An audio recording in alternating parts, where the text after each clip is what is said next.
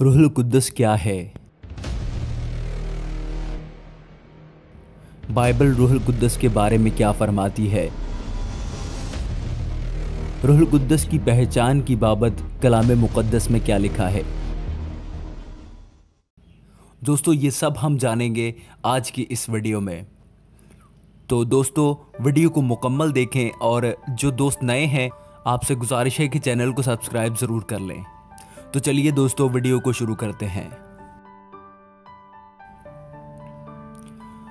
मसीह खुदावंद के पाक मोतबर मीठे और प्यारे नाम में आप सबकी सलामती हो, आमीन।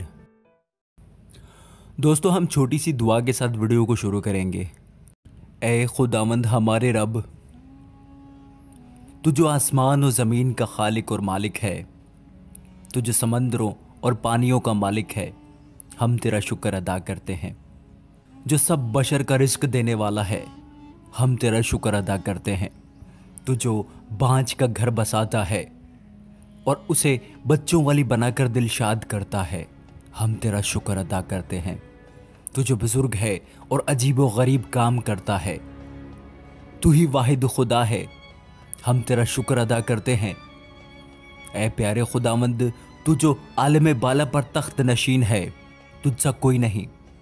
ऐ खुदावंद, तू जो मस्कीन को खाक से और मोहताज को मजबला पर से उठा लेता है। खुदावंद, तेरा शुक्र हो कि तूने ये खूबसूरत वक्त हमें बख्शा है कि हम तेरे कलाम में से सीख रहे हैं। हमारे दिलो दिमाग को खोल ताकि हम तेरी सिखाई हुई बातों, तेरे कलाम को सीख सकें। ये सब कुछ मांगता और पा लेता हूँ तेरे बेटे हमारे खुदावंद यस्सु अल मसीह के नाम के वसीला से, आमीन। दोस्तों, रूहुल कुद्दस की पहचान को लेकर कई तरह के गलत तसव्वुरात पाए जाते हैं। दोस्तों, कुछ लोग रूहुल कुद्दस को एक छुपी हुई यानी मख्फी कुव्वत की तरह तसव्वुर करते हैं। कुछ लोग समझते हैं कि रूहुल कुद्दस एक गैर शख्सी कुव्वत है जो खुदा मसीह के पैरोकारों को देता है। सो हम देखेंगे रूहुल कुद्दस की पहचान की बाबत कलाम पाक क्या कहता है। दोस्तों, सीधे साधे तौर से देखेंगे कि पाक कलाम ऐलान करता है कि रूहुल कुद्दस खुदा है। पाक कलाम हमसे ये भी कहता है कि रूहुल कुद्दस एक इलाही शख्स है जिसमें अक़ल है, एहसास और मर्जी भी है।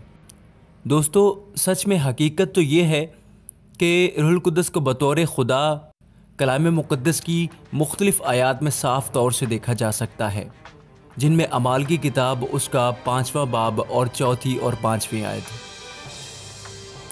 कलाम मुक़द्दस में यूँ लिखा है, क्या जब तक वो तेरे पास थी तेरी न थी, और जब बेची गई तो तेरे इख्तियार में न रही।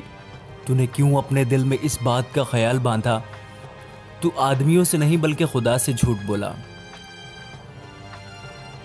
ये बातें सुनते ही हनानिया गिर पड़ा और उसका दम निकल गया और सब सुनने वालों पर बड़ा खौफ छा गया।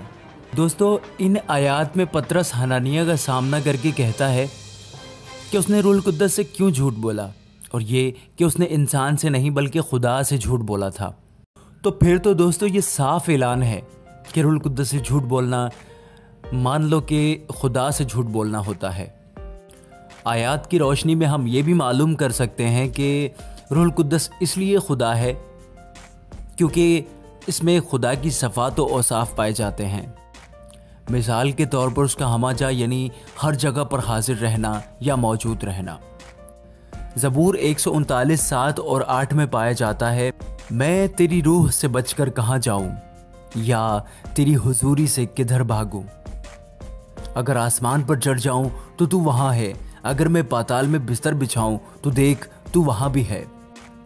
फिर पहला कुरिन्थियों उसका 2 बाब और 10 और 11 में हम रूहुल कुद्दस में खुदा की मार्फत कुल के आसाफ को देखते हैं। इसमें पौलुस रसूल इस तरह कहता है, लेकिन हम पर खुदा ने उनको रूह के वसीला से जाहिर किया, क्योंकि रूह सब बातें बल्कि खुदा की तह की बातें भी दरियाफ्त कर लेता है, क्योंकि इंसानों में से कौन किसी इंसान की बातें जानता है सिवा इंसान की अपनी रूह के जो उसमें है। इसी तरह खुदा के रूह के सिवा कोई खुदा की बातें नहीं जानता। हम जान सकते हैं कि रूहुल कुद्दस हकीकत में एक इलाही शख्स है क्योंकि वो अक़ल रखता है, एहसासात और मर्जी रखता है। रूहुल कुद्दस जानता है और सोचता है। दोस्तों अब मैं कुछ और आयात भी आपके साथ शेयर करूंगा जिनकी मदद से आपको रूहुल कुद्दस को समझने में और आसानी होगी। दोस्तों इफ्सियों 4 बाब और उसकी 30वीं आयत के मुताबिक रूहुल कुद्दस रंजीदा हो सकता है। कलाम पाक में यूं लिखा है, इफ्सियों 4 बाब और उसकी 30वीं आयत, और खुदा के पाक रूह को रंजीदा ना करो जिससे तुम पर मुखलसी के दिन के लिए मोहर हुई। आगे देखते हैं दोस्तों, रोमियो 8 बाब और 26वीं और 27वीं आयत के मुताबिक रूहुल कुद्दस हमारे लिए शफायत करता है। रोमियो 8 बाब और उसकी 26वीं और 27वीं आयत। इस तरह रूह भी हमारी कमजोरी में मदद करता है, क्योंकि जिस तरह रूह से हमको दुआ करना चाहिए हम नहीं जानते, मगर रूह खुद ऐसी आहें भर भर कर हमारी शफायत करता है जिनका बयान नहीं हो सकता।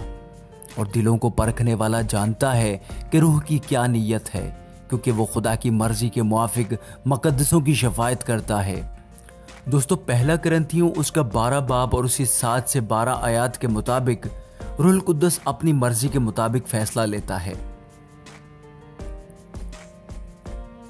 कलाम पाक में लिखा है, लेकिन हर शख्स में रूह का ज़हूर फायदा पहुंचाने के लिए होता है, क्योंकि एक को रूह के वसीला से हिकमत का कलाम अनायत होता है और दूसरे को उसी रूह के मुआफिक इल्मियत का कलाम। किसी को उसी रूह से ईमान और किसी को उसी एक रूह से शिफा देने की तौफीक, किसी को मौजज़ों की कुदरत, किसी को नबूवत की, किसी को रूहों का इम्तियाज़, किसी को तरह तरह की ज़ुबानें, किसी को ज़ुबानों को तर्जमा करना। लेकिन ये सब तासीरें वही एक रूह करता है और जिसको जो चाहता है बांटता है, क्योंकि जिस तरह बदन एक है और उसके आज़ा बहुत से हैं और बदन के सब आज़ा गो बहुत से हैं मगर बाहम मिलकर एक ही बदन है, उसी तरह मसीह भी एक है।